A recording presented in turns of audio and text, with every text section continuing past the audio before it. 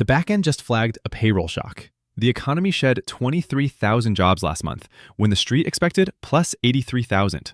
That single print repriced September Fed hike odds and moved the dollar, bonds, and metals all in the same direction at once. We end today on the #1 ranked stock and ETF from today's scan.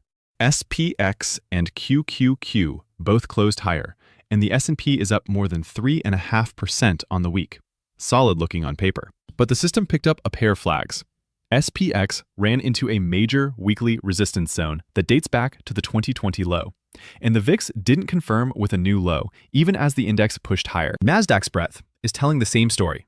It's lagging the S&P's pace, with semiconductors not keeping up with the broader move. That non-confirmation at resistance is exactly why what happened to the dollar next matters. That jobs print hit DXY hard.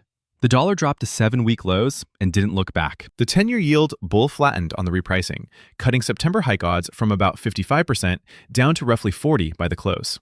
The 30-year is still pressing against multi-year resistance, and a clean break there would shift the entire rate picture fast. That dollar drop and rate repricing is exactly what drove the split read in energy that came next. Energy posted a split today. WTI crude held its ground near recent support. Hormuz friction keeping geopolitical risk baked into the price. But XLE slipped lower as the market rotated toward rate-sensitive sectors on the payroll shock. The crude chart staying firm while the sector ETF pulls back is an unresolved divergence the system flagged. That split in energy is exactly what gives the metals move its full context next. Gold and copper didn't wait. GLD and COPX both closed at 7-week highs on dollar weakness and rate repricing. What makes the setup unusual is that a cluster of major banks published bullish targets on gold inside the same 2-week window. That kind of alignment is rare. GLD, SLV, and COPX all moved with conviction today. And gold's been ignoring rising real rates in a way that analysts are calling a structural shift. That metals rally, running on both a macro trigger and a longer-term thesis, is exactly why what happened in international markets next deserves a close look. The international read was unusually uniform today. Taiwan's EWT, developed markets outside the US through EFA, and emerging markets all closed higher by right around 1%, and South Korea actually led the group rather than dragging it. When markets this different move together that tightly, it's the macro print doing the work, not local stories. The back end flagged no clean directional signal internationally because there was almost no dispersion left to read. That uniform lift outside the US is exactly what sets up the crypto picture next.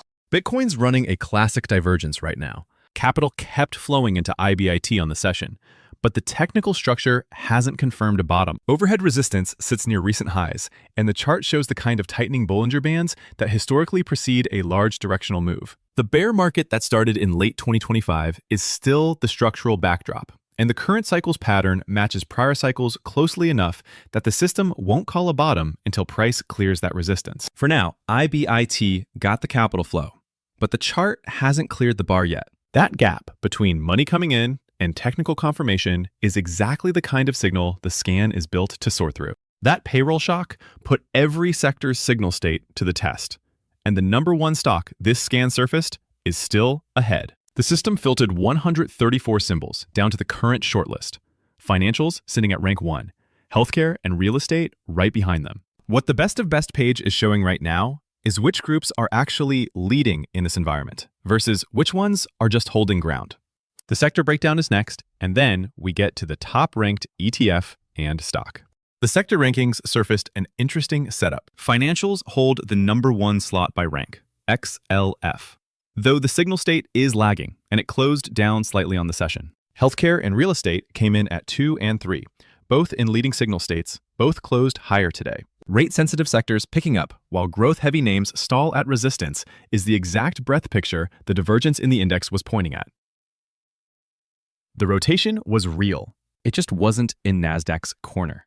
CRAK is the #1 ranked ETF today, and the reason it's there is counterintuitive. The Van Eck Oil Refiners ETF doesn't trade with crude prices.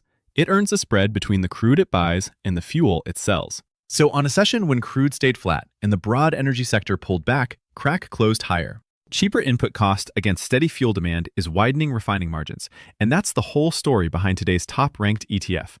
CrowdStrike came in as the top-ranked individual stock today, closing up sharply on the session. The system's group check on cybersecurity came back partial. Palo Alto Networks also finished higher, but Fortinet closed slightly lower.